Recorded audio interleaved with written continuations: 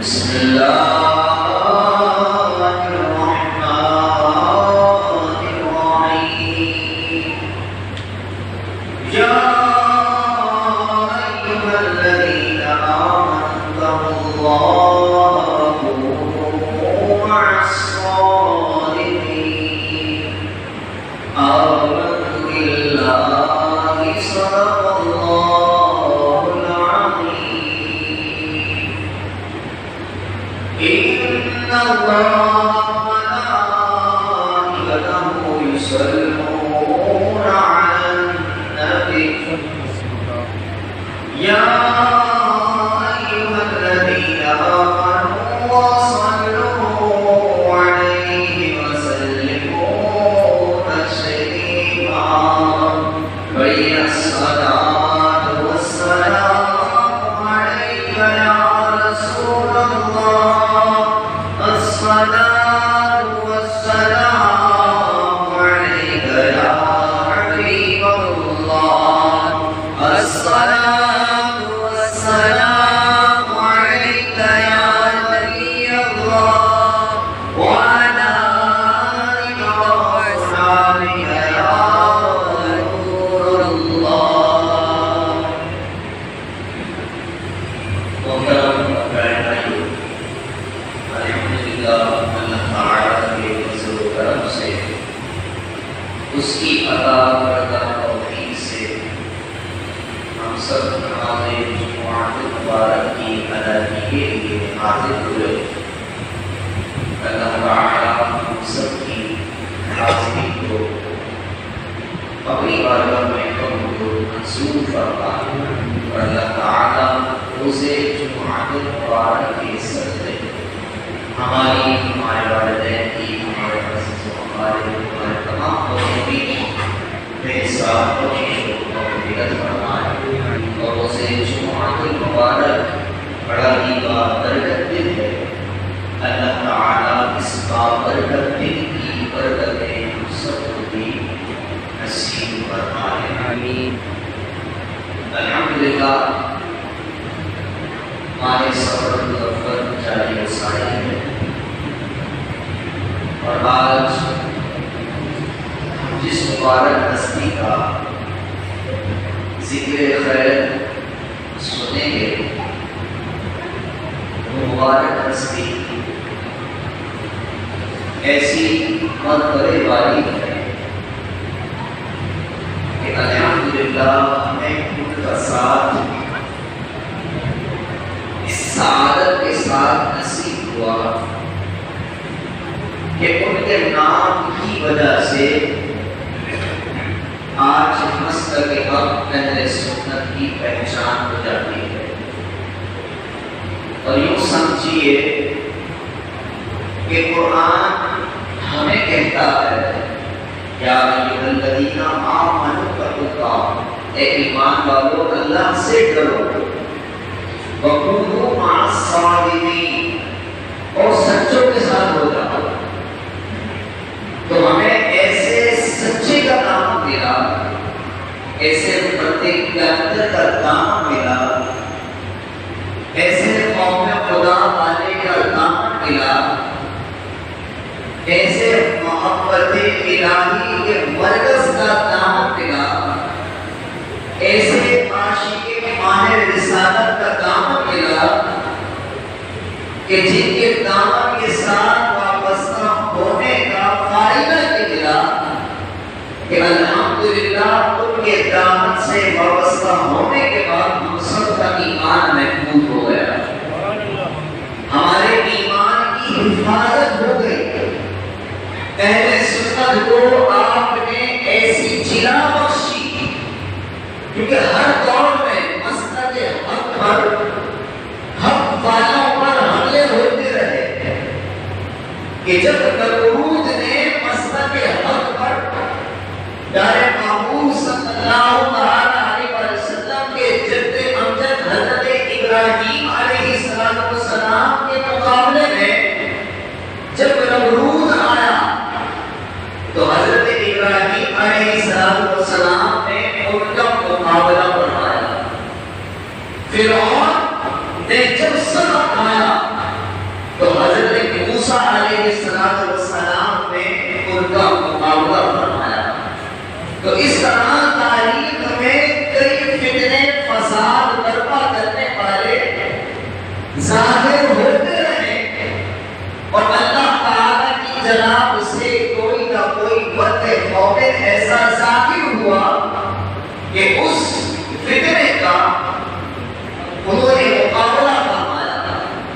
تو اسی طرح یہ وہ عظیم الشان ہستی ہے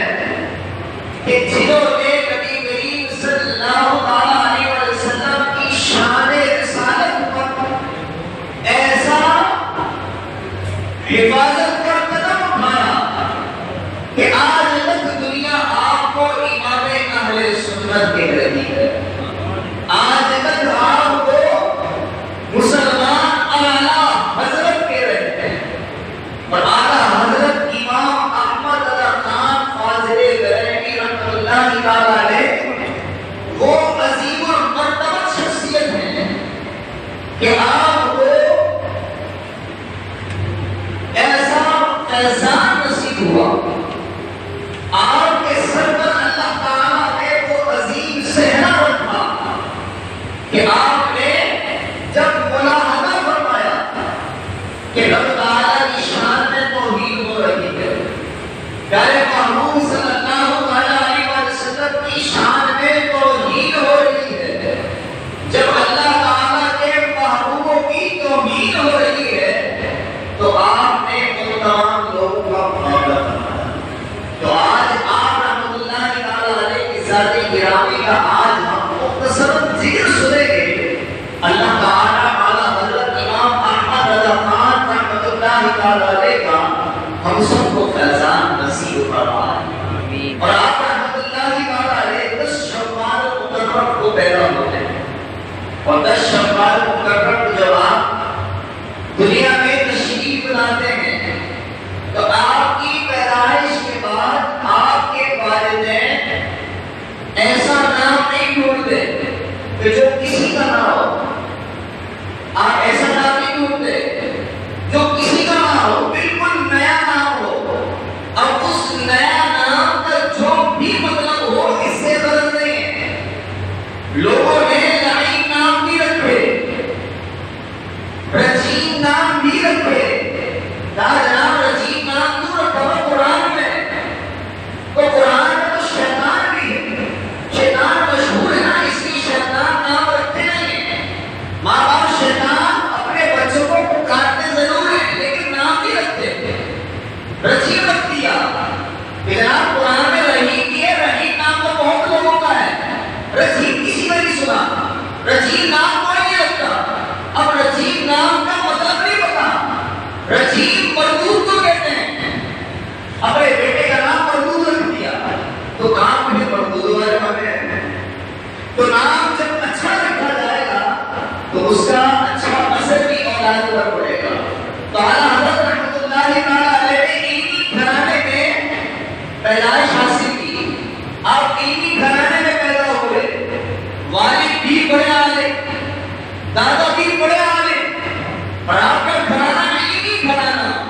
علمی گھرانے کا فیضان یہ ملا کہ جب آپ پیدا ہوئے تو آپ کے والد نے نام رکھا محمد، اور محمد نام کی فضیلت یہ ہے کہ جس بچے کا نام محمد اس کے والدین رکھتے ہیں وہ بچہ بھی اور اس کے ماں باپ بھی دونوں داخل جنت ہوتے ہیں۔ یہ نام رکھنے کا اعزاز ہے، اور آپ کے دادا جان بھی نام رکھتے ہیں، دادا جان بھی کوئی عجیب و غریب نام نہیں رکھتے بلکہ آپ کے دادا جان آپ کو احمد رضا کہہ کر پکارتے ہیں۔ اور حدیث پاک میں ان دونوں ناموں کی فضیلت بیان ہوئی کہ اللہ کے محبوب صلی اللہ علیہ وسلم نے ارشاد فرمایا کہ جو میرے نام پر، یہ اعزاز کیوں ہے؟ اعزاز کی وجہ بھی پتہ چل رہی ہے کہ جو میرے نام پر محمد یا احمد نام رکھے تو وہ بچہ اور اس کے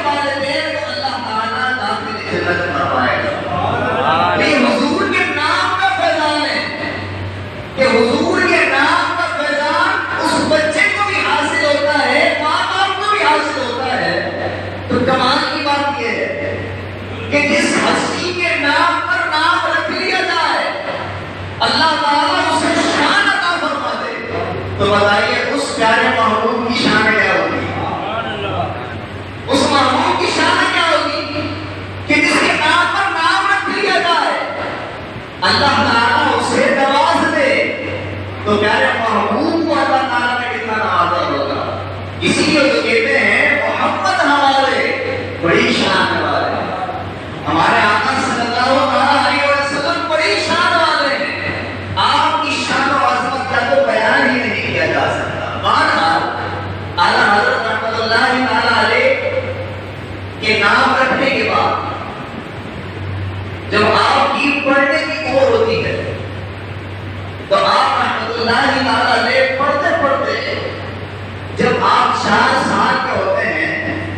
تو آپ مکمل ناظرہ قرآن پاک پڑھ لیتے ہیں۔ آپ حافظ بھی ہیں لیکن آپ کے حافظ بننے کا جدا گانا واقعہ ہے، انشاءاللہ وہ بھی کبھی بیان ہوگا، لیکن 4 سال کی عمر میں آپ نے قرآن پاک ناظرہ پڑھ لیا۔ اور سوال یہ ہے، ہم 4 سال کا آج کا بچہ دیکھتے ہیں تو وہ گالیاں دے رہا ہوتا ہے، اس کو گالیاں آتی ہیں، ٹانگیں لڑکھڑانا آتی ہیں، ہاتھ ہوا میں لہرانا آتے ہیں۔ اب یہ بات سمجھ میں نہیں آتی کہ جناب ہمارے یہاں کا 4 سال کا بچہ صحیح بول نہیں سکتا، اگر بولتا بھی ہے تو گالیاں بکتا ہے، تو یہ کیا بات ہے؟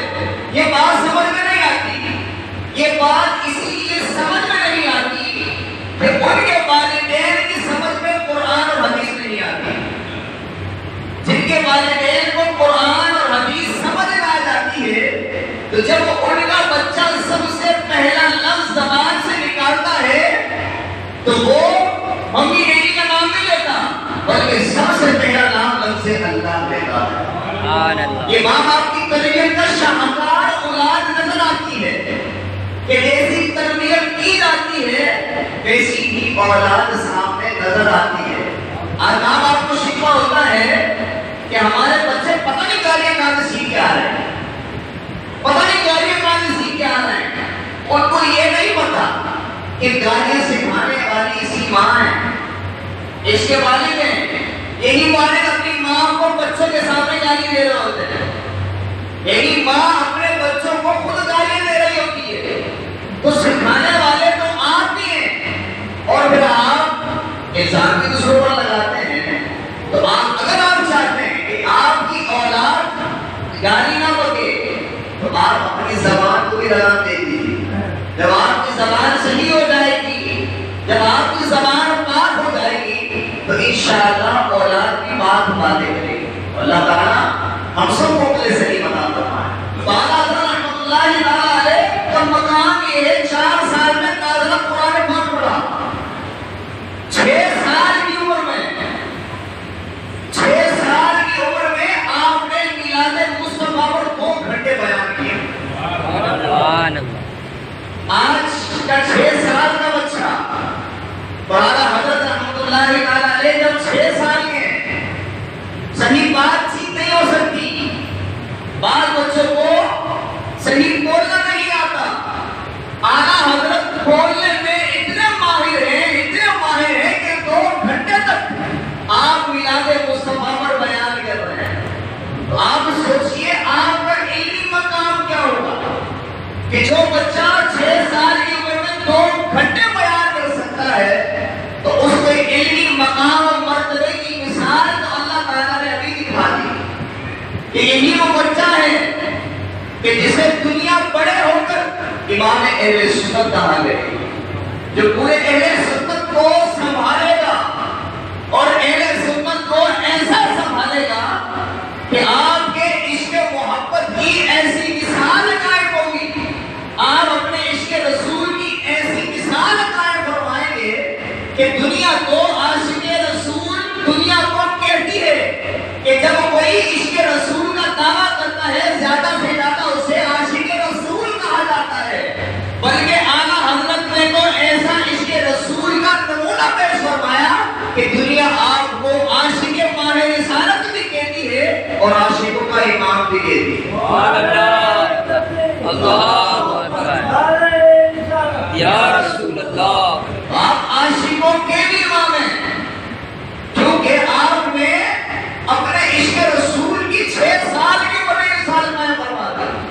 کیونکہ میلاد وہی مناتا ہے جو عاشق رسول ہوتا ہے، اور جو عاشق رسول نہیں ہوتا وہ یہی کہتا ہے کہ جناب چھٹا لگانا یہ لائٹیں لگانا کہاں سے ثابت ہے؟ یہ جلوس نکالنا کہاں سے ثابت ہے؟ یہ میلاد مصطفیٰ کی محافل کا انعقاد کرنا کہاں سے ثابت ہے؟ جو عاشق رسول ہوتا ہے اسے یہ بات کرنے کی ضرورت نہیں ہوتی، بلکہ اسے یہی نظر آتا ہے کہ میرے میلاد منانے میں کس کی شان بیان ہو رہی ہے، میں میلاد منا رہا ہوں تو کس کی شان بلند ہو رہی ہے؟ اسی محبوب کی شان بلند ہو رہی ہے کہ قرآن جس کے قصیدے پڑھتا ہے، اور قرآن پیارے محبوب کی شان جا بجا بیان کرواتا ہے۔ محبوب صلی اللہ تعالیٰ علیہ وسلم کی ذکر کو اللہ تعالیٰ نے اتنی بلندی عطا فرمائی، اتنی بلندی عطا فرمائی کہ رب تعالیٰ قرآن میں بیان فرماتا ہے وَرَفَعْنَا لَكَ ذِكْرَكَ، اے محبوب ہم نے آپ کے ذکر کو بلند کر دیا ہے۔ جب پیارے محبوب کے ذکر کو رب تعالیٰ بلند فرمائے تو پیارے محبوب کے ذکر کو کون ختم کر سکتا ہے؟ نعرہ تکبیر، اللہ اکبر، یا رسول اللہ۔ جبھی تو اعلیٰ حضرت رحمت اللہ تعالیٰ علیہ پیارے محبوب کی شان یوں بیان فرماتے ہیں، زمین و زمان تمہارے لیے، چنین و چنا تمہارے لیے، ہم آئے یہاں تمہارے لیے۔ اور کبھی بیان فرماتے ہیں سب سے اعلیٰ و اعلیٰ ہمارا نبی، سب سے بالا و اعلیٰ ہمارا نبی، اپنے مولا کا پیارا ہمارا نبی، دونوں عالم کا دولہا ہمارا نبی۔ خلق سے اولیاء جو مخلوق ہے، خلق سے اولیاء جو عام مخلوق ہے اس سے افضل اولیاء ہیں۔ خلق سے اولیاء، اولیاء سے رسول، اور اولیاء سے جو افضل اور اعلیٰ ہیں وہ اللہ کے رسول ہیں، اور سب رسولوں سے اعلیٰ ہمارا نبی۔ پیارے محبوب کی شان یوں بیان فرماتے ہیں، تو جو پیارے محبوب کی شان اس انداز سے بیان کرنے والا ہو تو سوچیے اس کے عشق رسول کا عالم کیا ہوگا۔ آپ کے عشق رسول کو تو بیان ہی نہیں کیا جا سکتا، میرے مضمون کچھ اور بیان کرنا تھا لیکن بات کچھ اور نکل آئی۔ تو بہرحال اعلیٰ حضرت رحمت اللہ تعالیٰ علیہ کے عشق رسول کی مثال لے کے ایک جھلک پیش کرتا ہوں۔ اعلیٰ حضرت رحمت اللہ تعالیٰ علیہ کے عشق رسول کا یہ عالم ہے۔ ایک جگہ دعوت پر تھے، اعلیٰ حضرت بہت کم غذا کھانے والے تھے، آپ زیادہ نہیں کھاتے تھے۔ ایک دعوت میں آپ تشریف فرما تھے، تمام لوگ آپ کے کھانا شروع کرنے کا انتظار کر رہے تھے۔ آپ نے ککڑی اٹھائی اور تناول فرمانا شروع کی۔ جب آپ نے ایک ککڑی اٹھائی، ایک ختم کی، دوسری کھانا شروع کر دی، تیسری کھانا شروع کر دی، اعلیٰ حضرت رحمت اللہ تعالیٰ علیہ کو دیکھتے دیکھتے باقی لوگوں کے منہ میں پانی آ گیا کہ آخر ککڑی کے اندر ایسا کیا ٹیسٹ ہے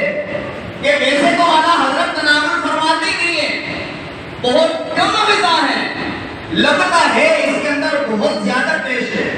لہذا لوگوں نے بھی ہاتھ بڑھایا، لیکن اعلیٰ حضرت نے پوری پلیٹ اپنے سامنے کر لی، کہا کوئی نہیں کھائے گا، سب میں کھاؤں گا۔ اعلیٰ حضرت رحمت اللہ تعالیٰ علیہ نے وہ ساری ککڑیاں کھائی۔ غلاموں نے عرض کی علی جان آپ کم غذا ہیں، آخر یہ ساری ککڑیاں تناول فرمانے کی وجہ کیا ہے؟ اعلیٰ حضرت رحمت اللہ تعالیٰ علیہ اپنے عشق رسول کی ایسی عظیم مثال قائم فرماتے ہیں کہ ککڑی کھانا میرے محبوب کی سنت ہے، اور میرے محبوب کی سنت ہے۔ جب میں نے پہلی ککڑی کو کھانا شروع کیا تو وہ کڑوی تھی، وہ ککڑی کڑوی تھی، تو مجھے گمان تھا کہ اگر آپ لوگوں نے اس ککڑی کو کھایا تو کڑوا کہہ کر اگر آپ نے تھوک دیا تو میرے محبوب کی جو سنت ہے، اعلیٰ حضرت امام احمد رضا خان رحمت اللہ تعالیٰ نے فرماتے ہیں کہ احمد رضا کے اس نے گوارا نہ کیا جو چیز میرے محبوب کی سنت ہے وہ تھوک دی جائے، جو چیز میرے محبوب کی سنت ہو اسے تھوک کیسے دیا جائے، اسے کڑوا کیسے کہا جائے۔ اس لیے میری محبت نے گوارا نہ کیا، اس لیے میں تمام کی تمام ککڑیاں خود تناول کر گیا۔ اعلیٰ حضرت جب اتنی معمولی سی بات پسند نہیں فرماتے کہ میرے محبوب کو جو پسند ہے اسے کوئی برا نہ کرے، تو بتائیے جو ڈائریکٹ پیارے محبوب کی شان میں توہین کرتے ہوں، اعلیٰ حضرت رحمت اللہ اللہ تعالی کی ذات کو کیسے گوارا ہوتا ہے. اور حضرت کے سامنے جب کوئی یہ کہے گا کہ نبی تو ہماری طرح ہے, نبی کی عزت اتنی کی جائے جیسے بڑے بھائی کی عزت کی جاتی ہے, جیسے گاؤں کے چودھری کی عزت کی جاتی ہے, نبی کی شان تو بس اتنی سی ہے.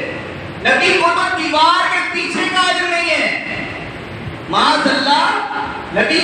صلی اللہ تعالیٰ علیہ وسلم تو ہماری زبانیں یہ گوارا نہیں کرتی, لیکن مثال قائم کرنے کے لیے وجہ کر رہا. معاذ اللہ, جب نبی صلی اللہ تعالیٰ علیہ وسلم کو مردہ کہا جائے گا,